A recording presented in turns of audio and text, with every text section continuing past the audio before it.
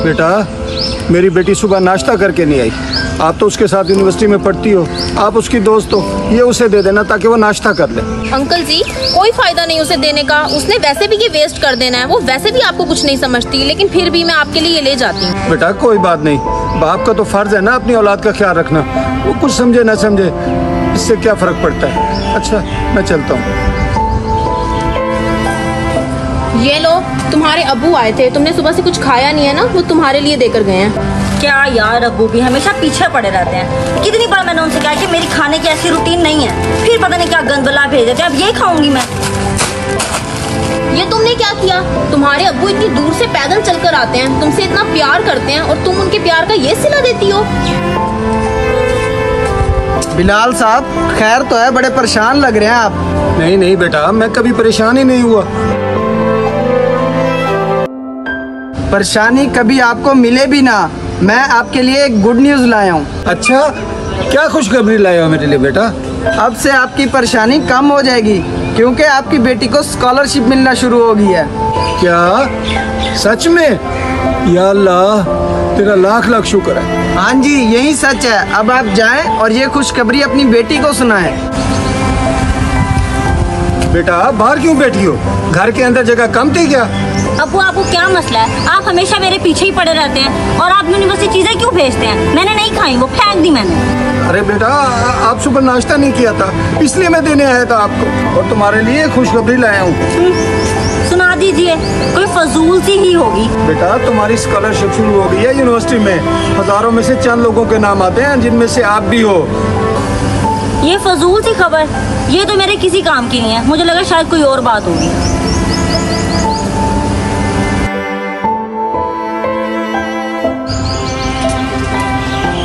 बिलाल साहब, खैर है, आज आप फिर परेशान बैठे हैं। लगता है आपकी बेटी को स्कॉलरशिप की खुशखबरी अच्छी नहीं लगी।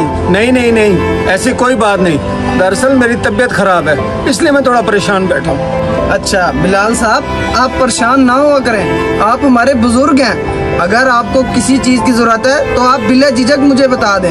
अल्लाह तुझे बहुत दे बेटा, मेरे बेटे की कमी तू ही पूरी कर रहा है। ये जो तू मेरा हाल चाल पूछ लेता है, यही मेरे लिए बहुत है। बेटा कितनी बार आपको कहा है घर में बैठा करो, आप क्यों बाहर बैठते हैं? लोग बातें करते हैं। अब्बू, आपको क्या मसला है? हर वक्त तो आप मेरे पीछे ही पड़े रहते हैं। आपको कोई और नजर नहीं आता क्या? कहीं से भी आते हैं, काम से वापस आते हैं, आपको मैं दिखती हूँ, आप मुझे ही टारगेट करना शुरू कर देते हैं। मैं आपकी बेटी हूँ, कोई गुलाम नहीं हूँ जो हर वक्त आपकी बात ही मानती रहूँ, आप मेरे पीछे ही पड़े रहें। अरे बेटा, मैं तो तुम्हारी भलाई की खातिर तुम्हें प्यार से कह रहा हूँ, इसमें इतने जज्बाती होने की क्या जरूरत है? ओह प्लीज, आप अपना प्यार ना अपने पास रखें, और ये आते जाते मुझे टोकना बंद कर दें। आप ये क्या बदतमीजी है? कैसे बात कर रही हो तुम अपने वालिद से? एक और आ गया मुझ पर लेक्चर झाड़ने वाला। आप दोनों कोई और काम नहीं है जो मेरे पीछे पड़े रहते हैं आप लोग? और वैसे भी इन्होंने किया ही क्या है? बस एक ही घर, वो भी टूटा फूटा, बाकी सब तो मैं खुद अपने लिए कर रही हूँ। तुम जानना चाहती हो तुम्हारे वालिद ने तुम्हारे लिए क्या क्या किया है? तो सुनो। मैंने अपना खून बेचना है।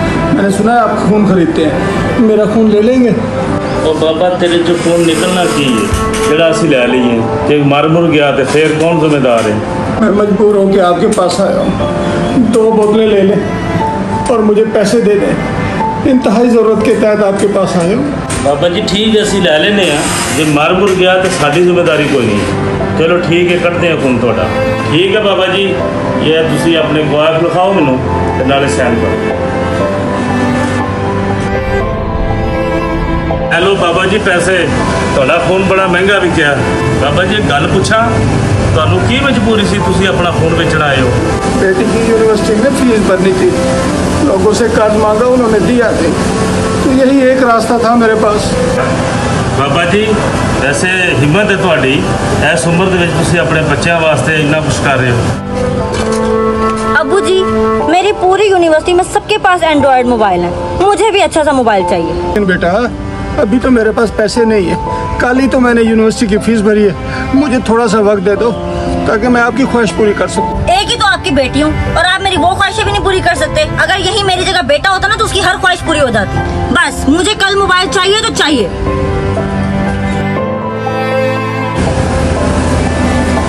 बेटा मैंने सुना है आपके अब्बू को किडनी की जरूरत है, अगर आप कहें तो मैं अपनी किडनी दे सकता हूँ।